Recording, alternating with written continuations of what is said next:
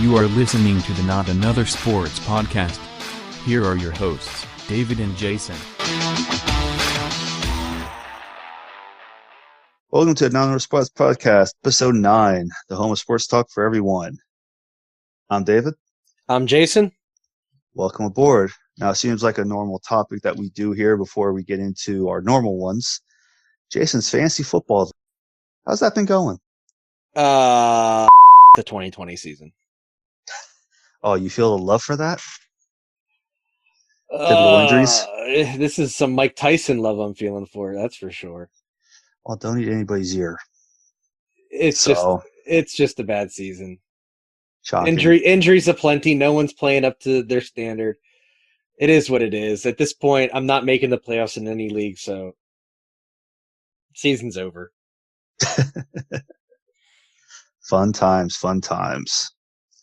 All right, so we're going to jump into period 1 here. So in between last episode and now, Brad from the Baseball Together podcast, a friend of our show, he reached out to me and he said he was curious on why guys can play such a physically demanding game like hockey for so long, but not a sport like baseball. And I said to him, you know what, we can try to talk about it, because I don't know if there's actually a good answer for that. But he's a very supportive person of our podcast, like I said, a friend of the show, so I didn't think it hurt to talk about it. No, it's a very good topic because, and I mean, sometimes in my opinion, it's just stubbornness. To be honest with you, sometimes that's what I just think of some players' longevity is they're just too damn stubborn to walk away. So, I mean, you got players that played in, multiple decades. I mean, look at Gordie Howe. You know, he played from 1945 to 1971, 1973 to 1980, and he played at 97. So that just kind of says, he stood the test of time. You got players that played 20-some years, 22 years. I think it's just, a lot of it can be stubbornness, but, it could be a lot of other things.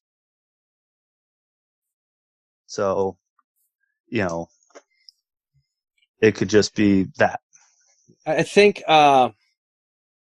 in looking at hockey and especially in Canada, how hockey is treated, I mean, the junior leagues are a big deal up there. They draw thousands of people to small arenas to see these games. And I think because the way hockey is treated and the way these players come up as kids to adults playing hockey, there's a toughness that some of these players have, and their bodies are conditioned for this sport. Well, sometimes, I mean, I know, when it comes to Canada hockey, basically, it's like a military camp. It's like you're required to play. But, I mean, in my opinion, there are a lot of muscles that you use that you don't use in other sports. Me personally, from when I had an injury that I had to take months off where I dislocated my shoulder, had to get surgery done. After dislocating it twice playing hockey, I was out for a good 9 months. Yeah, I remember. And when I got back into it, and don't get me wrong, I was running, I was working on my legs, working on my upper body, just trying to get my muscles, kind of, be reconditioned. But even after playing, I was, just the muscles you don't think about. From turning, because you're constantly on a swivel. Where to me, sports like baseball, you're not. You're right. It requires an entirely different type of conditioning. Yeah, each sport has its own conditioning. Yeah, like with baseball, you're just staring in one direction. Yes, you run and all that, but you're not moving on a swivel. You're not basically looking for somebody that's going to hit you. I think maybe not that baseball isn't a good comparison, because baseball is a very taxing sport, especially with how many games is played. But Yeah. I think if we're going to compare hockey to a sport or sports, I think for the mental aspect, as far as what's required of your attention span, hockey's probably closer to maybe basketball and soccer in that regard, in that there's constant motion, you're playing offense and defense at all times. Um, you know what I Well, mean? I think soccer though is conditioning to an extreme level because you're constantly moving when you're constantly running. Because I lost 30 pounds at 18 playing soccer. Hey, whatever. So, but with soccer though, you're constantly running.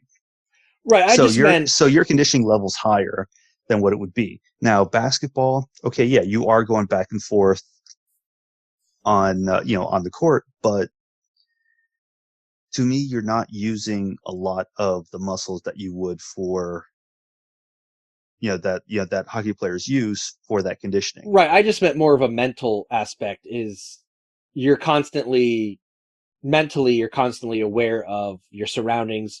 You're constantly aware of who's around you, who you got to get the puck to, who you're trying to cover. That's what I was getting at as far as the mental acumen for the game. Yeah, yeah, oh yeah, I agree. But I just feel that I think one of the reasons why though, not just stubbornness, just the kind of that, but just of the conditioning. Because to me, hockey players focus on the conditioning. Because even though a shift lasts a minute, that's a long minute. Yeah, it is a very long minute. So you got to be well conditioned to back and forth. I mean, in 1 minute, you can be up to ice maybe 3-4 times. And that's a good distance. Right. I think conditioning wise, you're probably looking at more like someone who trains for an Ironman than Maybe for another sport. I mean, you're conditioning your body to handle the rigors of the game more than, and this is not an offense to baseball. I'm a huge baseball fan, but baseball's more of a, not that baseball isn't a physical game, but it's more of a mental game. yeah, because I mean, you got to focus on. I mean, I know, I know you're out in the field. You're not getting much, action the ball hitting to. You're going to sit there and start like, ooh, pretty bird. Oh, look at the squirrel. But where hockey is just one of those fast-paced sports. And I mean, like you said, to compare baseball to hockey, oranges to apples. I think, and I said this to him when we had the conversation about his question. I said, I think the spirit of the game is closer to baseball in regards to the fans' passion of the game, the fans' knowledge of the game, the histories of the game. In that aspect, they're similar. Baseball and hockey are old games with deep history. Not saying that the other two big sports in America don't have deep history, but not compared to hockey and baseball, whose histories date back A lot of years. right, centuries in some regards. I definitely think conditioning wise, this is close. These guys are more like marathon runners in regards to where their conditioning is than a basketball player or a football player or a baseball player. Well, yeah, think about this. You're on skates where it's not that easy to stop. Now, for some people, they can stop on a dime and, turn the other way. I never saw you have a problem. When I first started, I stopped by the wall. Yeah, when you first started, that's a big difference than, 5 years ago. Well, when I first started playing, I was a goalie. Yeah, I remember because you started in roller hockey. Yeah. So even that took a lot because your focus is trying to stop the puck. Well, that's a whole different mental aspect of the game then. Well, yeah, you got to be mental to play goalie. and I fit that mark too with that because I would love to do it again, but I just don't have the money for it. But no, I mean, it's just, I just think one of the things is not only the stubbornness to play, but the love of the game to keep that going. To keep that, that love to keep playing lasting longer than what it should. Right. Because a lot of the average players are 20 seasons, maybe 22, maybe a little bit longer. But I just think more along the lines is just stubbornness on how much they just want to keep playing. Hockey's oddly a game where there are guys who can play into their 40s and they are still playing at their peak level. And you don't see that in a lot of other sports. Well, that just goes into conditioning.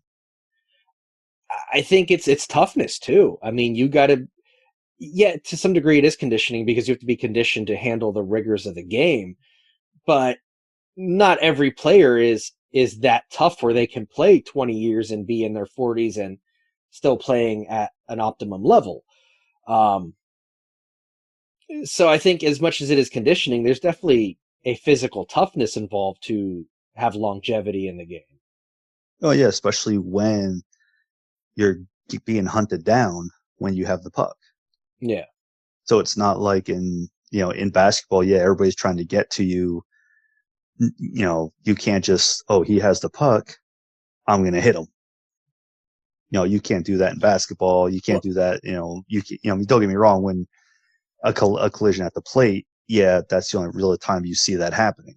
Well, you don't even see that anymore. Right.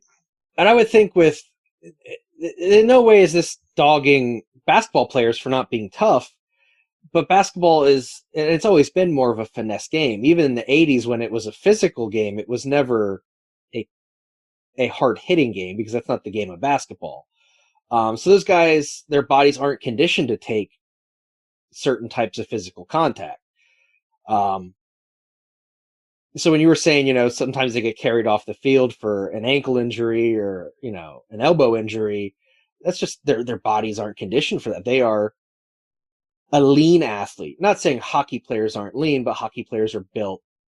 They're conditioned to look a certain way to handle the physical nature of the game, whereas a basketball player is conditioned to handle the finesse aspect of the game. Well, yeah, I mean, to me, hockey players, they're just, you almost have to be, you got to have your head on a swivel no matter how you look at it. Because you could, as soon as you look up, a lot of times there's a guy sitting, standing there running you over. Yeah, and that goes back to the quick mental aspect too. To get back up and keep going. And that's the thing. When hockey players a lot of times get hit on an open ice hit, get back up, you keep going. It's like nothing happened. Right. Well, thinking about with injuries, hockey players go into the locker room for stitches. They don't miss a shift. So it's just, just different. Like you said, the mentality. Right. It's just the mentality of that. Yeah, I mean, I don't know. I don't think there is a scientific answer that we can pinpoint to. I think there's a lot of variables. Oh yeah. To look at. I think what we've come up with is love of the game, toughness, conditioning, and stubbornness. Yeah, I've been asked before why I'm not playing. I've been asked that numerous times. And my answer is a lot of times that I'm just damaged just because of all the injuries I've had. And I played for 20 years, which is a long, to me, it's a long time. Yeah. But I still get aches in my knees, my elbow, my shoulder that I had surgery on. My ankle that I sprained. I'll just get pains where I have a hard time walking. I remember your old skates. I still have them. They were like falling apart. Yeah, but I still have them. You had to tape the ankles at one point, I remember. Yep. I had to take, well, it wasn't quite the lower part of the boot. It was more the upper part to keep that intact. Well, I was going to say, that's still not good. No, still not good. Hey, it just shows duct tape holds everything together. Because that's what I used, black duct tape. It fit. It worked. Well, to be fair, you couldn't notice it from the stands. So, well, the way I only knew because I was there when you were taping them. Well, the way I always did it was I always had my socks over my skates. So I was one of those types of players because each player has their own style where the socks have to fit inside the skate or outside the skate, where I was one that had them outside the skate. So, but no, like I said, I just think it's more of, like we talked about, stubbornness, love of the game, toughness on, and this goes for any sport, on how long you play. Some players can play long because they've gone years without injuries. Look at Wayne Gretzky. He went so many years without an injury. Then you get players who get injured and they're done. Right. Their career ends early because of, let's say, a specific injury, and that's it. So I would say now with that, it's probably closer to being, with concussion protocols, probably a concussion will be the likely factor at this point for why a career is ended early. Oh yeah, I agree. Yeah. I mean, concussion's no joke with some players. I mean, especially when, look at Eric Lindros. He had X amount of concussions. His career ended early than what it probably should have. But like I said, I just think it just boils down to stubbornness and just love of the game more than anything. I mean, there really is no wrong answer. There really is no right answer to this. It's just our opinion on just experience and just the way we see it. It's okay. So before we wrap this up, I want to throw out one name. Maybe not so much for the longevity of their career, but for the pure toughness of them as a player. Clint Malarchuk. Clint Malarchuk. I mean, sounds familiar here. I'm drawing a blank. Buffalo Sabres goalie. 1989, a crash at the goal. Oh, yes. Cut an artery in his neck. Yes. Now that's ringing a bell. Yes. Almost died. Had 300 stitches. Playing 10 days later. That's a tough man. Yeah. Oh, yeah. And it's... Hold on. That had to be the most scariest thing ever. Don't look this up on YouTube. Very it could be, yes, very no, graphic. it's very graphic. Yeah, it's very graphic. So it's I've only ever seen that one other time, and that was Richard Zednick, who had the same thing, except a skate came up and hit his neck. And actually sliced his artery. So real quick, that actually triggered Malarchuk's PTSD with his own incident. And he had to seek help because of it. Because seeing that happen to someone else hit him like a ton of bricks. Well, you almost lost your life on the ice over a freak accident. Yeah. I mean, that's going to mess with anybody. But so that is a tough man to have that happen. 10 days later, with 300 stitches, he's back in the goal. Yeah, that's... to be back in net. I mean, he got lucky that he was on the end where the Zamboni was.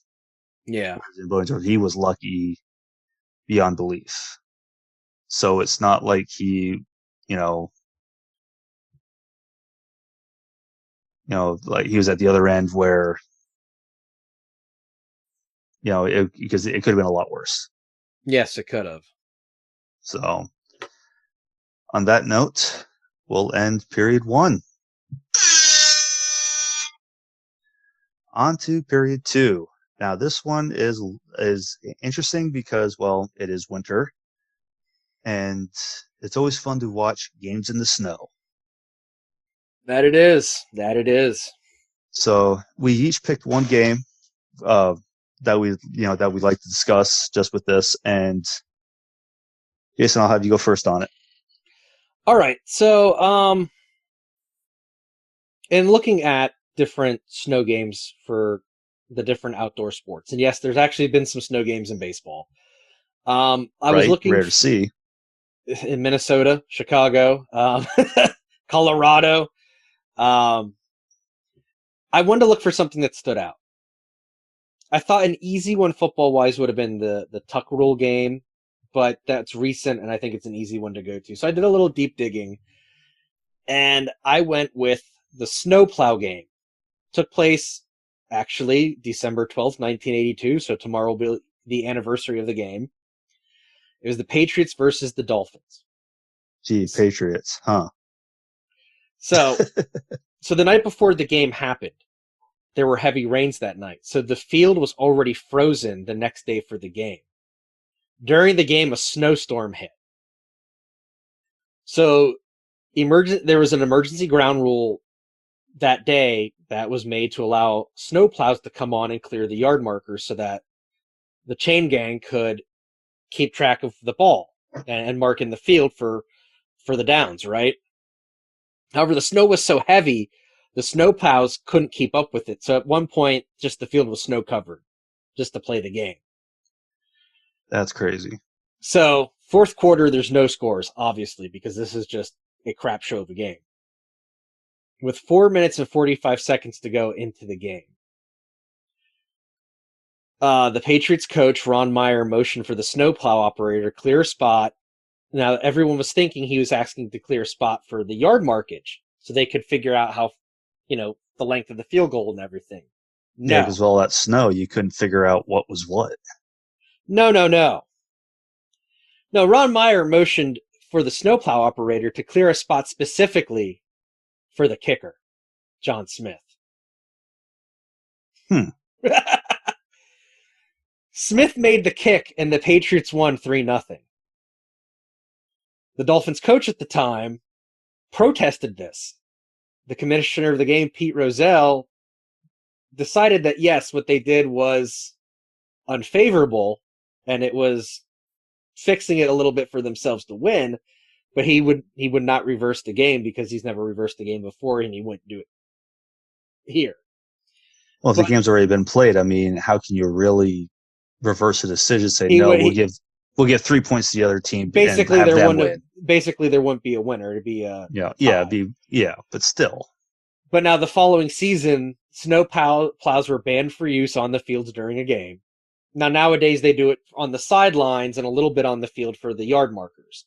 Yeah, which is expected, so you can tell where you're at. The snowplow, which was a John Deere riding mower with a plow attached to it, is now in the Patriots Hall of Fame. I wonder why. I thought this game specifically was odd. It's never happened again. It never happened before. And in a day like today where the NFL is very regulated and there's a rule for everything, I think it's pretty funny that a team gamed the system a little bit in this snowplow in this game to where the snowplow was what basically won the game for them. Yeah, hence why it's in the Hall of Fame. And to go figure it was the Patriots in a snow game. It always goes back to the Patriots. Well, think about this. How many times have they played in the snow where it went their way? The tuck rule, for example, that went their way. This, this game where the snowplow saved the game for them. And here's, I think, and again, with the NFL being so homogenized, I think games in the snow are special. I think the NFL's made to be played in weather like that. Oh, yeah. There's a reason why Green Bay is called the frozen tundra, and there are so many games in the snow there, and so many games in the snow in Chicago. I think now it's like so many of these games are in domes or stadiums with retractable roofs. It's an element that's missed now. So I think snow games are special for football, and they're a lot of fun to watch. Well, yeah, especially when you watch them, it's like watching somebody play backyard football. Yes. Nobody can get traction. Everybody's falling over themselves. It's just a free for all, which makes it fun. I almost went with the 1975 AFC Championship between the Steelers and the Raiders. It was called the Ice Bowl 2. The field was so ice covered that even the Steelers in their home stadium had 6 turnovers. There were Wow. 12. There were 12 total turnovers in the AFC Championship game in '75 because of the ice, and it's amazing that both teams put up 26 points in that game. Yeah, that is amazing. That is amazing. That's wow. This is funny how though a snowplow saved the game for the Patriots, and now watching all the games now, it's like so many restrictions after that. Yeah, I just think it's funny that a whole rule was created just based on this one incident. Well, look at the tuck rule. Right. One incident, a whole rule came out of for that. But the plow one though is a funny rule that you normally don't see There's too going to be often. people. There's going to be fans like 20 years from now who have no idea why this rule exists unless they really do some deep searching. Well, yeah, sort of like the tuck rule. How many times, people aren't going to really know why years down the line. They're just going to know, oh, it's a tuck rule. Always goes back to the Pats. Shocking. What doesn't go back to them? What rule? I mean, what wasn't it Spygate? They gave a rule that a one-way, you can only talk to only the quarterback and the coach can. That's it. For headsets. Give me a minute here. I'm not sure if it was that or the reason for it, but it was just funny the way it's always the Patriots that rules are changed for. I'm not finding anything real quick, and I don't want to. Okay, here we go. The NFL owners approved a rule in 2008, permitted defensive coach to player radio communications, and it mirrors a system for the offense that was implemented in '94. So there was a rule change based on a prior offensive side rule. I don't know if it said about why or if it was the Patriots that were, because of Spygate, or because I know what was it? Cameras are no longer allowed or stuff like that low, like personal. Without doing any deep digging, I can't say for sure. Who knows? And I don't want to belabor this one, so. Yeah, because who knows? It could go on and on and on with all the different rules and different things. So yeah. So what's your snow game, David? Well, being as I'm a hockey fan, and this one is really neat because it was the first one that they did for the NHL, is the 2008 NHL Winter Classic. So if you're not familiar with what this is, I mean, by now hopefully some people are, because it's been around since 2008. The Winter Classic is held in just random places, just random January 1st or 2nd is when normally the games are, but they're always a fun thing to watch. I know I love watching them. I actually set a point to when a game comes on, I'm sitting on my couch and just eager to watch these things. Now they're normally in football and baseball stadiums, right? Yeah, I mean, okay. I went to one where it was at Citizen Bank Park in Philly. I mean, well, when me and you went that one time to the Phillies game, I told you that was the last time I was at a baseball stadium was to watch a hockey game. Right, and you have a seat cushion from that, if I remember. Yep, that I do. If I actually find it, I think it's in my basement. I have to take a picture and we'll put it on the Facebook page. But yeah, it was a game between Pittsburgh Penguins and the Buffalo Sabres, and trying to skate when it's snowing, snow on the ice. Now, normally when at the end of a period you get all that, the ice shavings on the ice. But with this, just trying to skate and move the puck up through, it's not going to happen. Well, I would think snow would act differently than ice shavings anyway. Well, yeah. Plus, it accumulates quick. When it comes to snow, it just accumulates quick that day. And it was, by Buffalo Sabre fans, it was considered the Ice Bowl, being it was held at Ralph Wilson Stadium. So, but it was just neat, one of those games to where it's snowing. It's a lot of times it's hard to move the puck because when you make long passes, you're not going to make them because the snow's going to stop it. Right. But just playing in that type of atmosphere, you're outside in a football stadium playing hockey in the snow, and being it was the first one. Well, from what I heard and read, that they didn't know if they were going to be able to sell tickets to this. They didn't know that people were going to want to come see this. See, and I think that's a really odd thing that they wouldn't think it would do well. Just going back to what we had stated earlier, hockey fans are passionate and they know the game inside and out as far as, history is concerned. So this is a historic thing. I think that's short-sighted on the NHL to think it wouldn't have done well ticket-wise. Well, I think it was more of it's being played outside. Will people want to withstand the cold to watch a hockey game? And from the fan base of it, because it had at the time, a attendance record of 71,217, I think people loved it. Just saying, just a thought. But the fact that, you had X amount of people just tuning into this at home. Like I said, I loved just watching it every year. Now, don't get me wrong, I am disappointed this year that they're not going to have one. But it was just always fun to watch. And the fact that it ended in a shootout while it was snowing made it all more fun to watch. Right. And I can only imagine what the players were going through, not only playing in a game like this, but snowing, dealing with that atmosphere. That was spun off of the 03 Heritage Classic, correct? Yep. That it was. Yes. And that was the Oilers and the Canadiens. Okay. Because I remember watching that game. I think it was the Montreal goalie wore a beanie over his helmet. You know what? I think we watched that game in the basement at your parents' house. Yeah, we did. But yeah, even that game, just even anytime you're watching an outdoor game, it's always fun to watch. But when you add snow into the mix, it just, like in football, it just adds a different atmosphere. It adds a different excitement to the game because you got to readjust how you do things.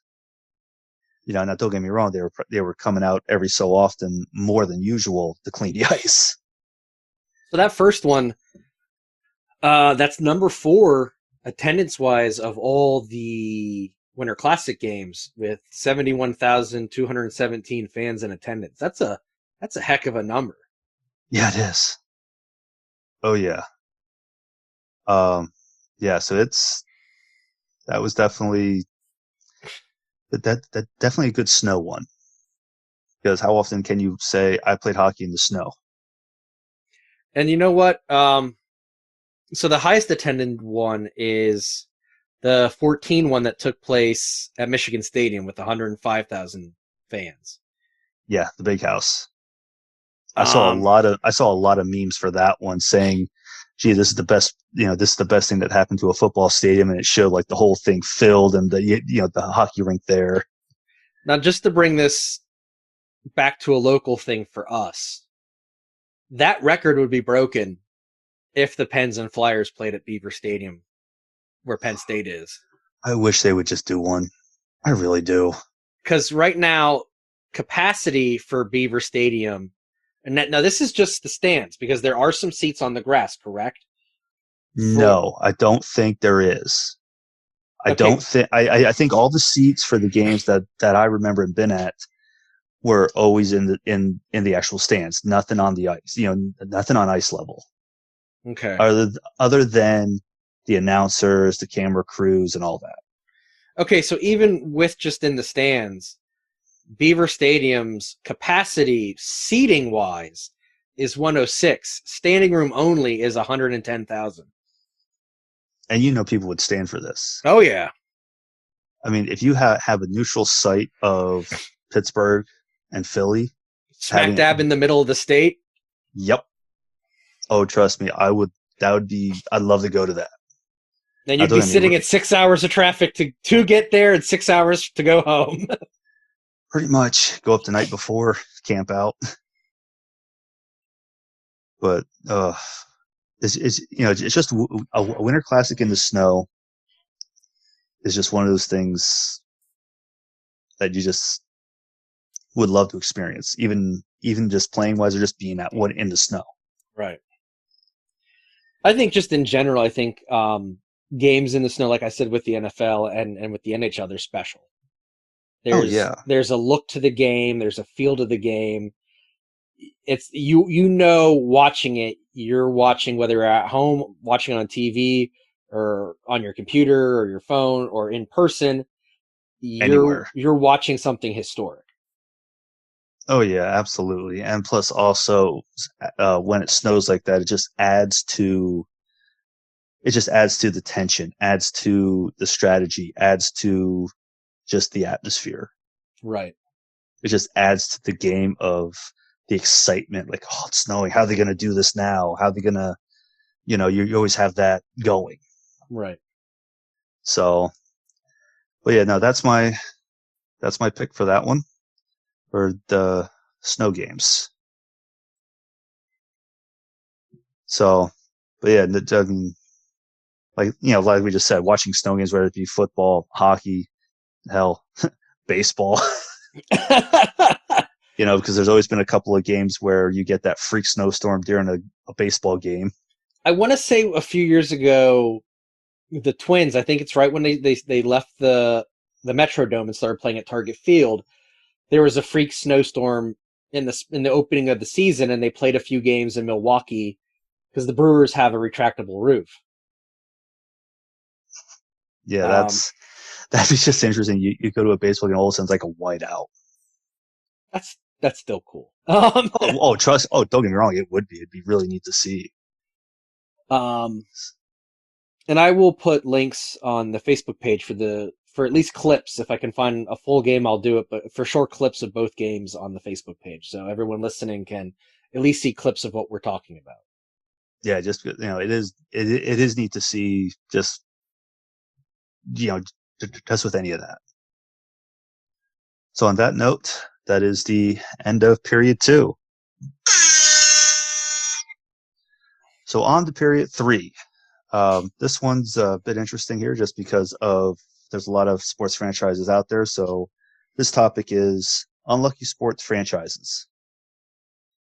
So this is basically just franchises that just got the short end of the straw, that just couldn't, for some reason, just gain that extra traction as the other teams do. And I'll preface this before we get started. In some circles, there is a phrase, "Metting the bed," in honor of the Mets. Neither of us picked the Mets for this, so I'll throw this out there since I'm making fun of the Mets. I think it was 2 seasons ago. There was a fireworks explosion at a Mets minor league stadium because they had a 4th of July fireworks display, and it caught fire to some of the stadium. And I think one of the headlines I saw was, "This is the most Mets thing the Mets have ever done." Oh, jeez. That's funny. Oh, that's funny. That's good. Sorry, Mets fans. That is funny, though. Well, I went first last period, so why don't you lead off this one, David? All right. I picked an NHL team as one of them, the Boston Bruins. Sorry for all the Boston fans. I gotta say I'm sorry, Matt. but hey, but I can't. Look it up, Wikipedia, whatever. It's there for, the Bruins have been to the Stanley Cup numerous times, but only came home with 4. So I just feel that that's unlucky. I mean, you've been there numerous times, and I'm trying to think of the number here of everything they've had.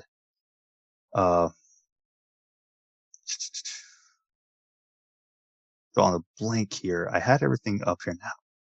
Computer crash, call IT. Oh no. Computer crash. Sorry, people. No, it's okay.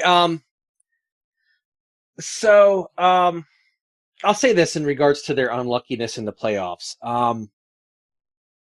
They had a game in '88 in the Stanley Cup Finals, and I want to say it was against Edmonton, where the power went out at the Boston Garden during the game, and the game basically was nullified because they couldn't finish the game. That's bad luck. where you just lose power and the entire game does not exist. And I think in that game, Gretzky might have set a record, and the record stands, but the game itself does not. That's kind of bizarre on that one. I don't have all the information in front of me, but I think Gretzky set a record in Game 4 of the Stanley Cup '88 World Series, but the game does not actually count due to the power going out at the Boston Garden. Well, the Flyers had a fight that never happened. It was where they had people running out of the locker room with flip-flops on, fighting on the ice. No penalties were given because the game didn't start. But now the reason I picked the Bruins is that they had 20 Stanley Cup appearances, coming away with 6, losing 14. And that just to me is just unlucky that you have that many appearances but only walk away with 6. Where you have the Montreal Canadiens, who, don't get me wrong, haven't won a Stanley Cup since '93, but out of 34 appearances, they walked away with 24. So that's just kind of that that's just my thought on that. I mean, list is actually of you've been to the finals so many times and you only brought home so little. Right. That's where I'm basing my picks off of. No, I think that's just not building teams to have the wherewithal to make it through the playoffs successfully. It's one thing to go and win the regular season and be first, and that's great. But if you can't have the wherewithal to make it through the playoffs, then there's an issue. Well, look at Washington. And that seems to be a recurring theme in this regard. Well, look at Washington. They played the Penguins so many times, they only got past them once. Every time the Penguins and the Capitals played, the winner of that series won the Stanley Cup. Because Washington did it back to back, or not Washington, I'm sorry, Pittsburgh did it back to back. But then when, once again, Washington came out on top, Washington won. But like I said, I just picked the Bruins because of going to the finals 20 times, losing it, losing it 14. Right. That's just, and recently their last win was 2011. They were in it 2013, 2019. Couldn't do it. They were in it 88 and 90. Couldn't do it. So that's just, that's why I picked those. So. Yeah. So, nothing against Bruin fans. So my first pick for this topic, and we're kind of looking at it from two different ways, which I think is kind of good actually, because we're viewing this topic in two different ideas here. So I kind of looked more at the overall history of the team. And I feel so bad because I know there's people who listen who like this team, but I went with the Detroit Lions. Right off the bat, they're one of a very few amount of teams to never play in the Super Bowl. Add on to it, they're the only NFC team to never play in a Super Bowl. Yeah, that's a bit unlucky. Add in, they wasted the talent of Barry Sanders, who is one of the greatest natural running backs of all time, and then just all the seasons of futility. Notice how I drug that out. Yeah, you might go a little longer though to make it really noticeable. There's just a long history of this team never being able to get it right. Well, even now they still can't. I mean, they could have a great season, get in the playoffs, but then that's it. And looking at, especially a few years ago, they had good players on those teams. Just for some reason, they just can never get it right. Well, you can have good players on a team, but if you don't have the chemistry, you're not going to do anything. I don't know I'm not a Lions fan, so I don't know the team in depth like other people would that are Lions fans, but there's clearly something in the water in Detroit that just cannot compute to a good team on the field and a successful team on the field. Yeah. To me, this is the textbook example of an unlucky team. No Super Bowls at all. Wasted an amazingly talented Hall of Fame player. Amazingly is an understatement for Barry Sanders. I mean, he was more than amazing. Oh yeah, and he was the man. Contrary to what any Cowboys fan of the 90s will tell you. Well, when you can make a guy miss on demand, yeah. He was a generational talent, and they just could not even get him a Super Bowl, even an appearance in a Super Bowl. So that's my first pick for an unlucky franchise. They just can't ever get it together. Yeah, my next pick would be the Buffalo Bills. And the reason I picked this, and going back to what I said before, picking off by teams going to championships, teams in the finals, and that, when you've been in the finals 4 times in a row, when you've been to the Super Bowl 4 times in a row, and can't bring home a championship, there's something wrong. I mean, you've been there 4 times and you couldn't even bring home one of them. Because they were conference champions 90, 91, 92, 93, and they couldn't do anything.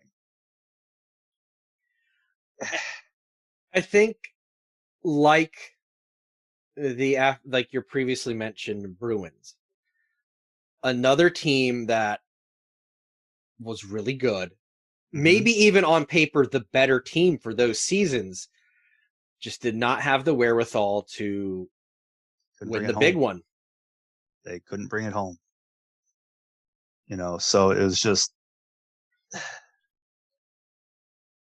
I just one of those things to where you've been there 4 times, you would at least think you would bring home one. And this is another one where I think people would say freaking Cowboys. Yeah. Because didn't they win 2 of those 4? Yep. 92 and 93? Yes. So, and they had the Giants and the Redskins. And at the time, the Redskins. And and not taking anything away from those teams, but man, they had a great quarterback in Jim Kelly. Yes, they did. And it's sort of like a Dan Marino. Couldn't bring home a championship for him. Couldn't bring home a championship home for Kelly there. So actually, I picked the Bills because of that. I think not to deviate too much, but I think Marino and Kelly. Deviate? I think Marino and Kelly, they were both in the same draft class, and they're both from the same area of Pennsylvania. So they both went in the 83 draft. Now, Kelly played in the USFL for 2 years, whereas obviously Marino played in the NFL for his entire career. But I think they're both from about the same area. Yeah, they're both from Pittsburgh. Oh, geez, that's funny. I bet you they probably played against each other in high school at some point. Think about that. That's crazy. Yeah, that is crazy. That is crazy. It's like, hey, I played him against in high school. 4 touchdowns, 1 game. Right. I imagine the bragging rights on that one. But yeah, I picked the Bills because of that. Because they've been to the finals, the Super Bowl 4 times in a row, and just couldn't bring it home. Just couldn't get it done. Nope. So my next pick for an unlucky franchise is the Baltimore Orioles. Now, where we're from in Pennsylvania, we're kind of in an area where there's Phillies fans, O's fans, and as of 2005, Nats fans. Yeah. The O's, since their 1983 World Series, so they won it in 83. 5 years later, in 88, they had a 21-game losing streak to start off the season. In 2005, they started the season at 42-28. They ended the season 21 and a half games back. Yeah, that's not good. 2018 and 2019, they had 100+ losing seasons.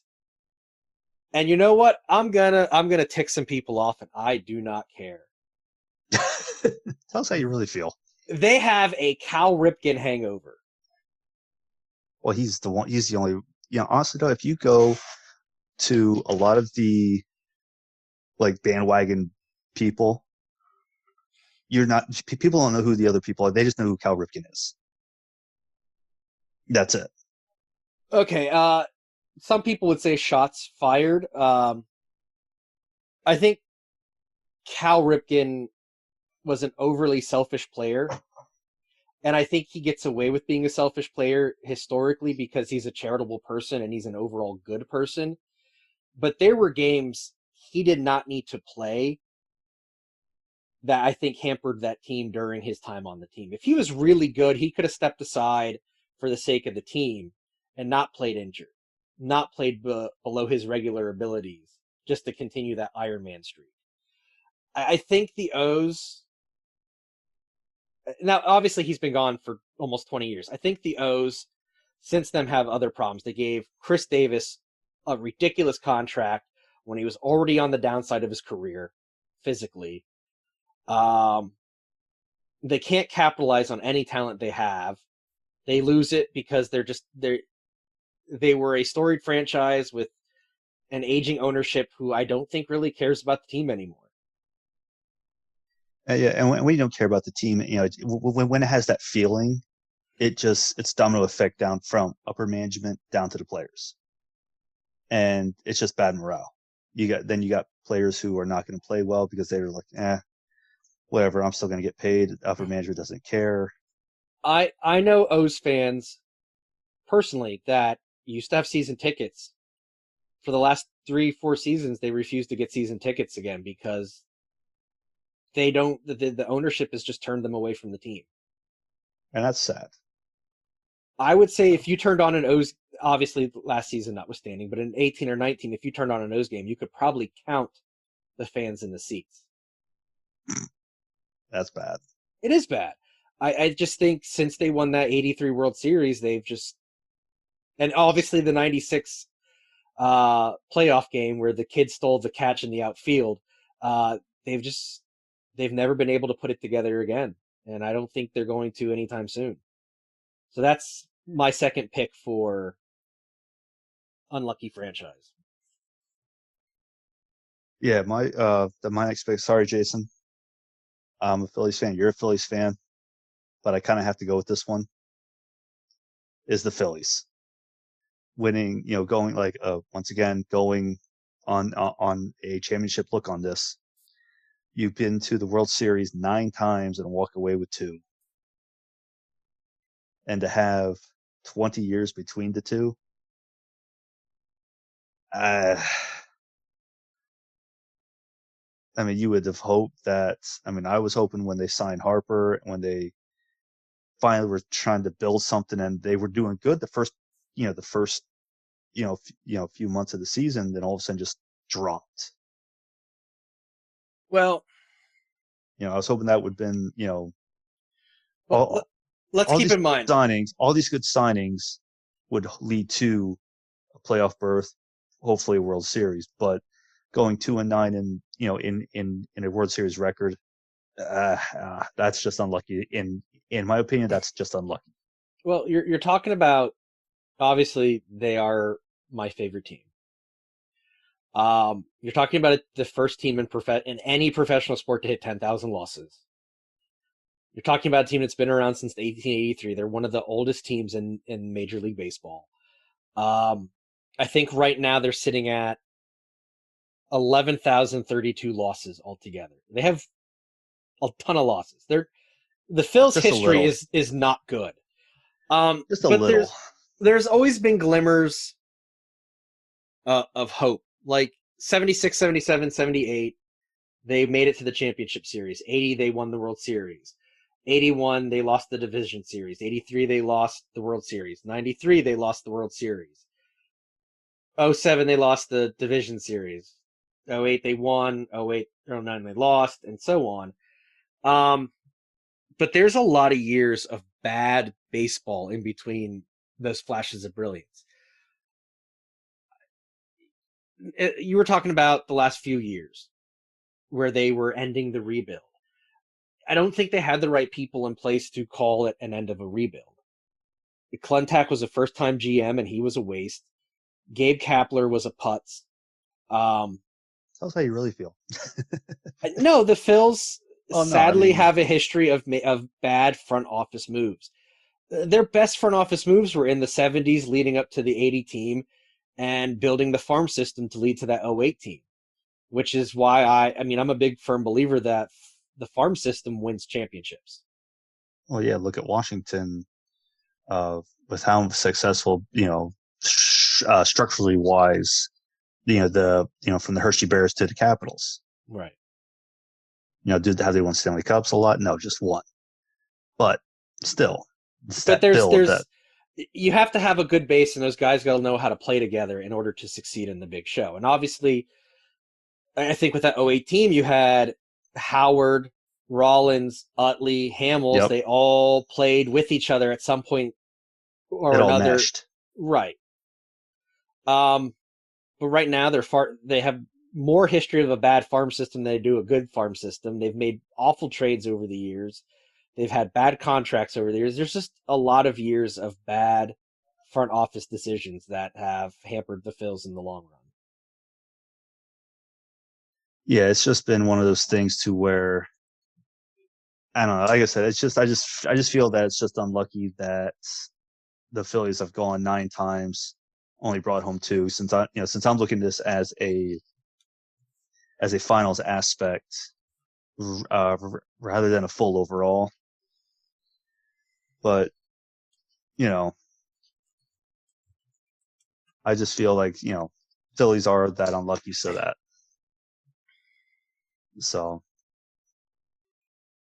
that's just my pick. Sorry, Jason. Sorry, no, fans, but not I'm a Phillies offending fan. me. You're telling me stuff I know. Yeah, right. I mean, I'm a Phillies fan. You're a Phillies fan. I know there's a lot of other Philly fans out there, but you can't walk away from the truth on that. Right. So my next pick is the Orlando Magic. So the reason I went with the Orlando Magic, they have a 31-year history. They've never won a championship in 16 playoff appearances. They drafted Shaquille O'Neal, and they failed to re-sign him because they lowballed him, and the Lakers offered him a better deal. Their overall win percentage is under 500. This is a team, again, going back to what we said with the Phillies, who've made bad front office decisions overall. How do you let a future Hall of Famer go at his prime? Yeah. Because you lowballed him. Well, I wonder if they were thinking he's young and dumb. He's just gonna want to sign money. But at that point, he's already 5 years into the game, and he's already been a big star. I mean, who knows what the front office is thinking? Why you would let one of the best centers in the game, and a guy who was going to bring tickets in. Oh yeah. Well, people just go to see those big name players. I mean, you go to see Shaq, you're going to go see Shaq. You're not going to go see some of the, oh, this person's coming to town. Yeah, I could care less. Oh, Shaq's coming to town. We're going. Right. I mean, I saw a Sixers game when I was a kid. I was hyped to see Charles Barkley, and they were playing the Jazz. So I was hyped to see Charles Barkley and the mailman, Karl Malone, in person play. I could have cared less who else was in the game. Those were the guys I wanted to see. So, I don't know. I just think that the Magic has made bad decisions in their 31-year history, adding in, based off of stuff you've talked about, the 16 playoff appearances without a championship. They just can't get it together. And I think that's a recurring theme for all these teams, is they just can't get it together. Yeah, they can't. They just can't pull the trigger on bringing home that title. Right. Shaq went on to, like I just said, a Hall of Fame career. So it's not like he just kind of went to the wayside and nobody knows who he is. He's a big name, not just a big player, but a big name. So yeah. Yeah, he had a 18-year career. And the fact that, like you said, Magic has an under 500 record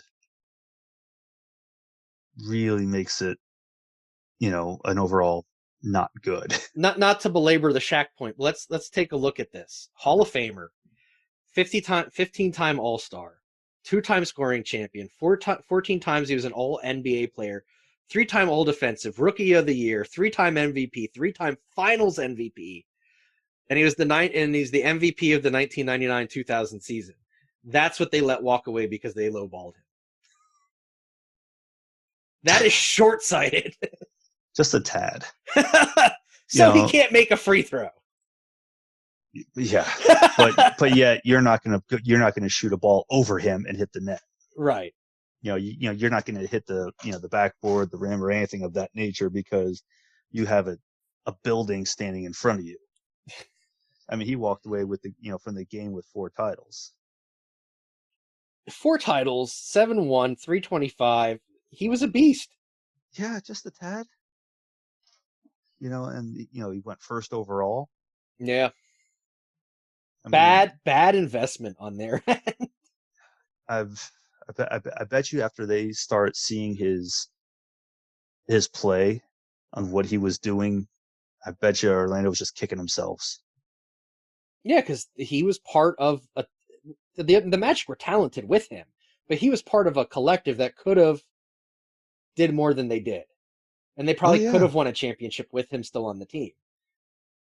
But like you said, they just lowballed him, and he did what he had to do for himself. And he did good. He did. So, but yeah, those are our picks of the unlucky franchises. So, like I said, it was good that you looked at it a different way. I looked at it a different way. I think this led to a good conversation. Either way, unlucky franchises, no matter how you looked at it. So with that being said, that's the end of period 3. Well, I hope everybody enjoyed this.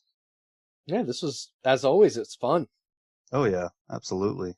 I definitely liked I think us looking at that topic from 2 different perspectives. I think that led to some good fun here and discussion. Oh yeah, well, you looked at it as a deep look at, where I just looked at it as you're heading to the finals X amount of times, just unlucky to get to bring one home, right? Or you have a bad record of being it. You just looked at it as a more history, which is two good topics. So yeah, this was a good time. I hope everyone listening had a good time. Thank you for joining us here for episode 9 of the Not Another Sports Podcast. You can find us online at facebook.com/notanothersportspod. Please feel free to like, comment, message us, interact with us. That's why we have the Facebook page. The Not Another Sports Podcast is available for streaming or download at anchor.fm, Apple Podcasts, Spotify, Stitcher, Podcast Addict, and wherever else you steal your podcasts. Don't forget to subscribe, rate, and review. With that, we'll talk to you next time. I'm Jason. I'm David. See ya. Have a good one. You have been listening to the Not Another Sports Podcast. Thank you for your listenership.